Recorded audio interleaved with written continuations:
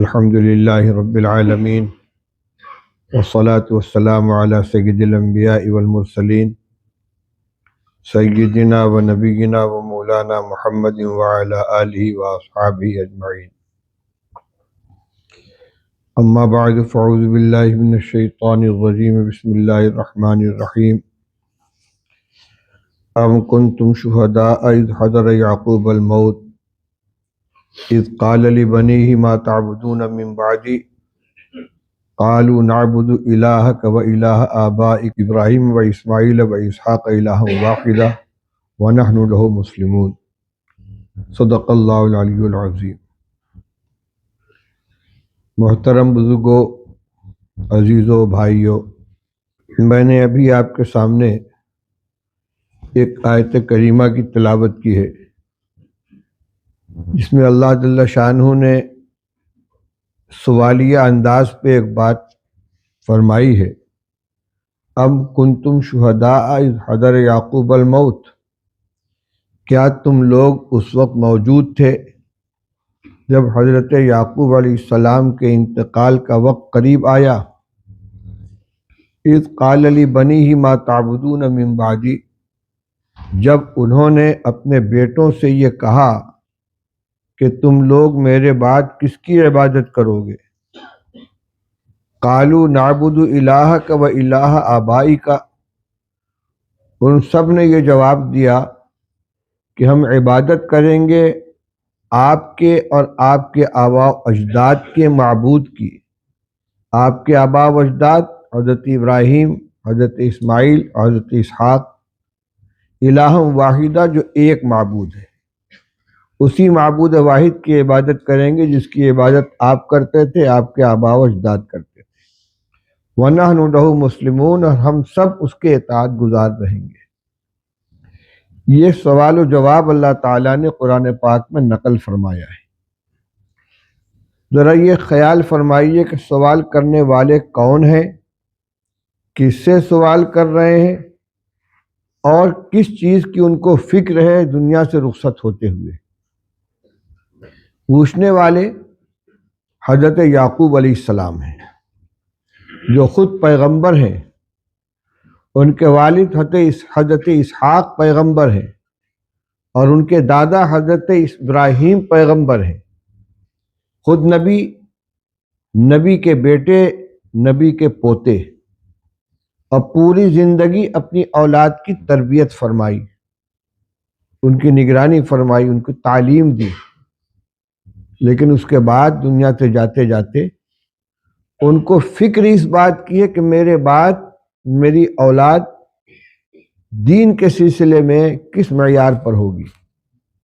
یہ نہیں پوچھتے کہ تم لوگ میرے بعد کیا کھاؤ گے، کہاں رہو گے، کیا کاروبار کرو گے. آپس میں میل جول کے ساتھ رہنا، آپس میں محبت کرنا، لڑائی مت کرنا، اختلاف مت، کچھ نہیں. ما تعبدون من بعدی، تم عبادت کس کی کرو گے، بندگی کس کی کرو گے، کس کے بندے بن کر رہو گے. اولاد نے جواب میں کیا فرمایا؟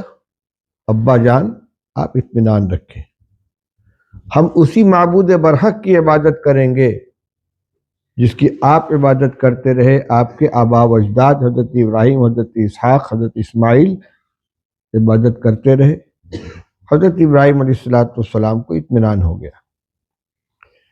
اس سے ایک بات کہ ہمیں درس ملتا ہے کہ ہر باپ کو اپنی اولاد کے بارے میں سب سے زیادہ فکر مندی کس چیز کی ہونی چاہیے.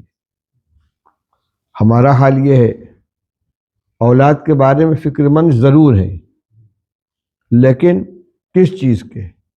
بچہ ہے تو اس کی تعلیم کا انتظام، بیمار ہو گیا تو اس کے علاج کا، تھوڑا بڑا ہو گیا تو اس کی شادی کی فکر ہے، کچھ اور بڑا ہو گیا تو اس کے لیے الگ مکان چاہیے، الگ سواری چاہیے، الگ بزنس چاہیے.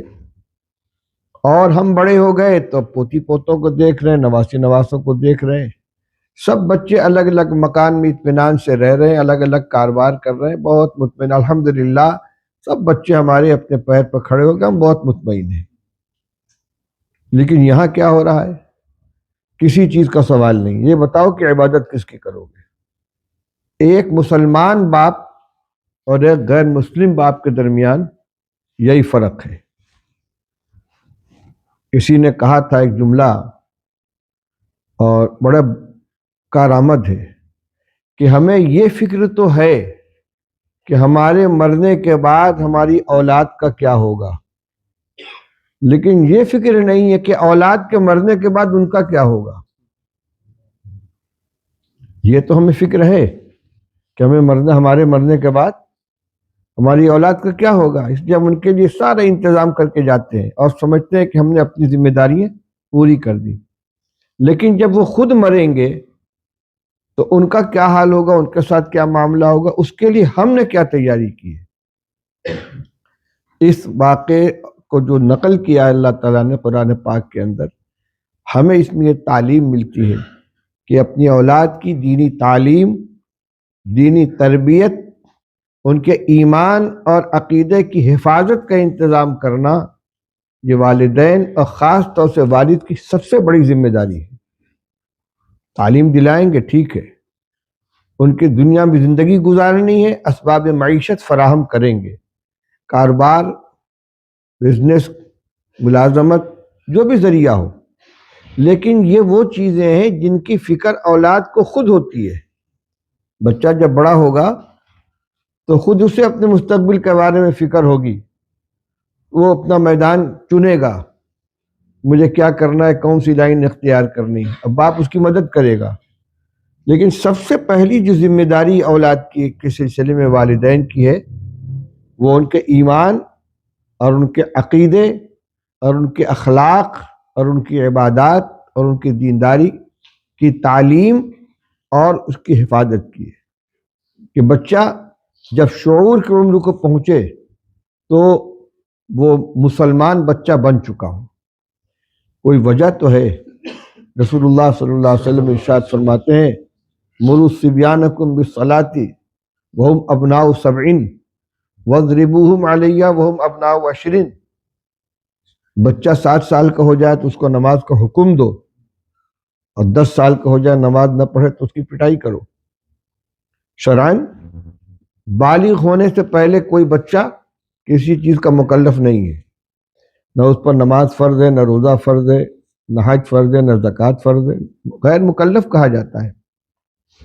لیکن ہر مسلمان باپ کو یہ ہدایت دی جا رہی ہے کہ بچہ 7 سال کا ہو گیا، تمہاری ذمہ داری کہ اس کو نماز پڑھواؤ، اور 3 سال میں اس کو نماز کا عادی بنا دو۔ 10 سال کا ہو گیا، اب اگر نماز میں سستی کرتا ہے تو اس کو تنبیہ کر سکتے ہو، پٹائی کر سکتے ہو۔ اس کی قانون کیا بتاتا ہے میں اس کو نہیں بتا رہا ہوں، آپ کہیں گے برطانیہ کے اندر بچے کو مارنا جرم ہے، وہ میں یہ نہیں کہہ رہا ہوں کہ آپ پٹائی کیجئے، لیکن ذمہ داری کا تو احساس ہونا چاہیے نا۔ ہم قانون سے مجبور ہو جائیں، لیکن بچہ اگر نماز نہیں پڑھتا تو ایسا مجرم ہے کہ جو قابل سرزنش ہے۔ یہ کیوں؟ تاکہ 10 سال کا ہو کر وہ نماز کا پابند ہو جائے، اور جب نماز پڑھے گا اور نماز کی صحت کے لیے ضروری مسائل بھی جانے گا، قرآن بھی پڑھنا جانے گا، دعائیں بھی جانے گا، نماز کا طریقہ بھی جانے گا، 3 سال میں اس کو یہ ساری چیزیں سکھا دی جائیں گی۔ اولاد کی تربیت کرنا، ان کو تعلیم دلانا، ان کو زیور علم سے آراستہ کرنا، ضروری دینی معلومات ان کو سکھانا۔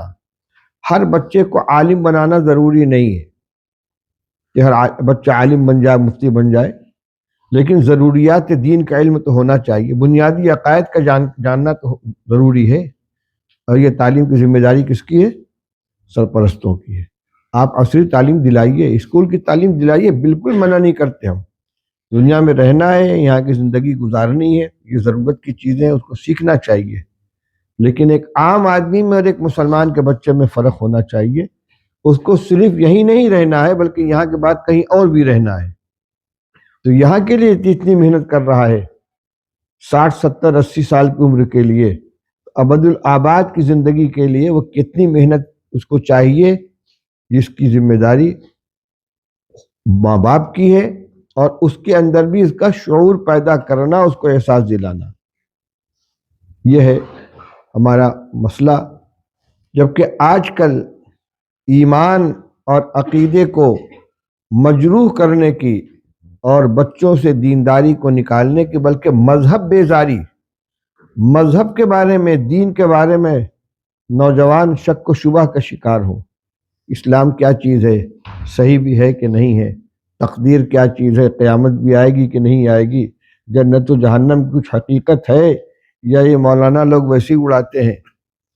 کوششیں ہو رہی ہیں، چینل چل رہے ہیں، باقاعدہ میسج چل رہے ہیں، اور ہمارے بچوں کے ہاتھ میں ملٹی میڈیا موبائل ہے، ہمیں خبر بھی نہیں کہ وہ کیا دیکھ رہے ہیں، کیا سن رہے ہیں، کس کا لیکچر سن رہے ہیں۔ ایکس مسلم کا چینل چل رہا ہے۔ وہ بدبخت ہیں کہ جو اسلام چھوڑ کر کفر کے دامن میں جا چکے ہیں، خود تو وہ اپنے کو برباد کر چکے، اب ہمارے نوجوانوں کو، ہماری نسلوں کو برباد کرنے کے لیے باقاعدہ ان کے گروپ ہیں، تقریریں ہو رہی ہیں۔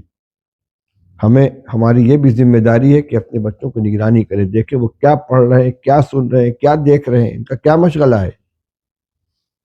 اگر وہ کاروبار کے سلسلے میں، گھریلو ذمہ داریوں کے سلسلے میں کوتاہی کرے گا تو ہم ڈانٹتے ڈپٹتے ہیں نا، باز پرس کرتے ہیں، جتنی ہمارے اندر طاقت ہے اور جتنی ہمارے لیے گنجائش ہے۔ تو دین کے سلسلے میں اگر کوئی کوتاہی ہو رہی ہے تو اس پر نظر رکھنا اور اس کی نگرانی کرنا اور اس کو سکھانا، یہ ہمارا اس سے زیادہ اہم فریضہ بنتا ہے۔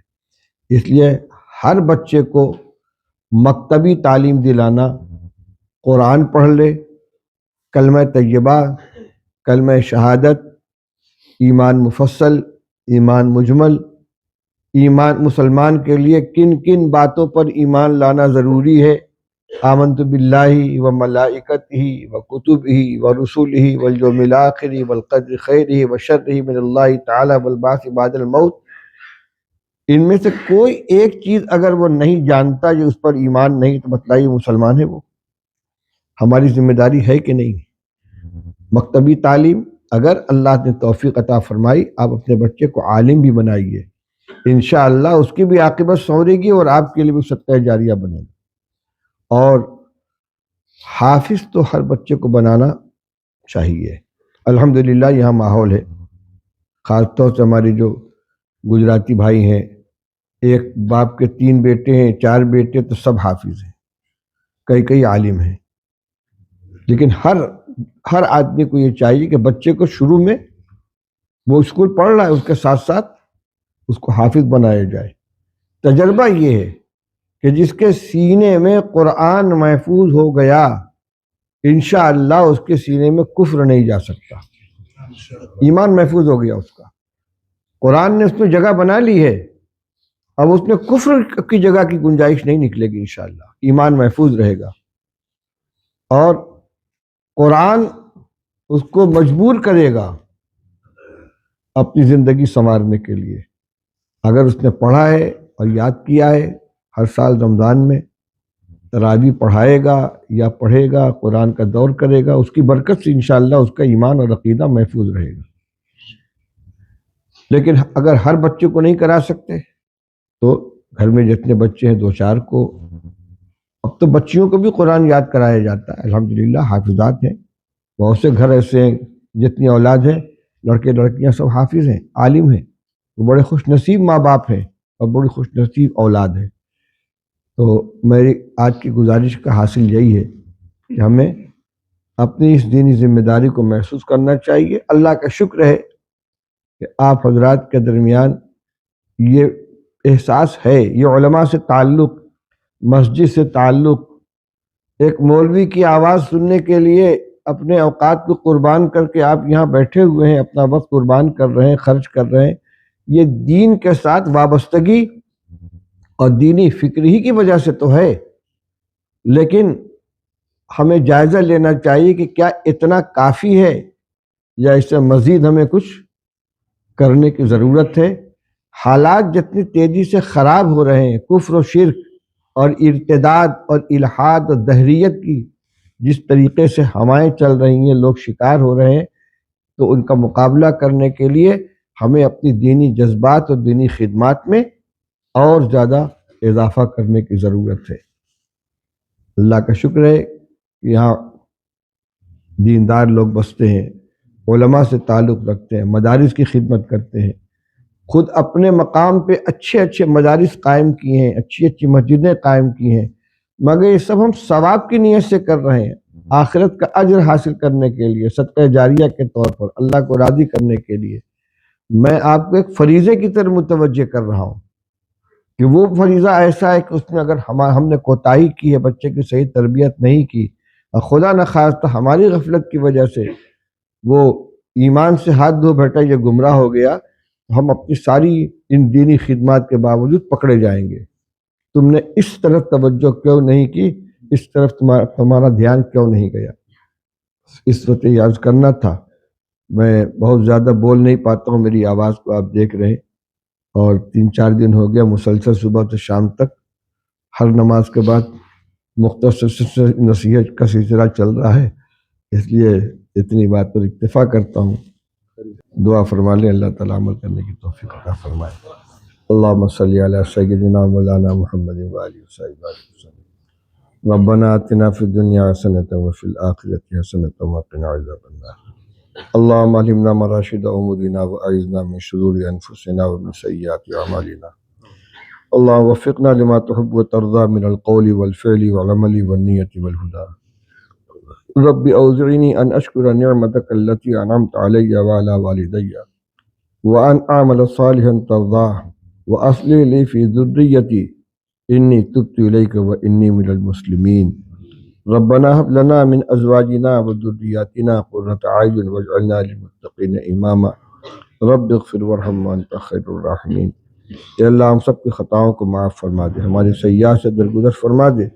اے اللہ ہمیں تقوی والی زندگی گزارنے کی توفیق عطا فرما۔ اے اللہ اپنی اولاد، اپنے اہل خانہ کے سلسلے میں ہماری جو ذمہ داریاں ہیں، اے اللہ ان کا صحیح احساس ہمیں عطا فرما، اور ان سے عہدہ برا ہونے کی ہمیں توفیق عطا فرما۔ ہر طرح کی کوتاہی، غفلت سے ہماری حفاظت فرما، ہمارے ایمان و عقیدے کی حفاظت فرما، ہماری اولاد کی ایمان و عقیدے کی حفاظت فرما۔ ربنا آتنا فی الدنیا حسنۃ وفی الآخرۃ حسنۃ وقنا عذاب النار۔ وصلی اللہ علی النبی الکریم برحمتک یا ارحم الراحمین۔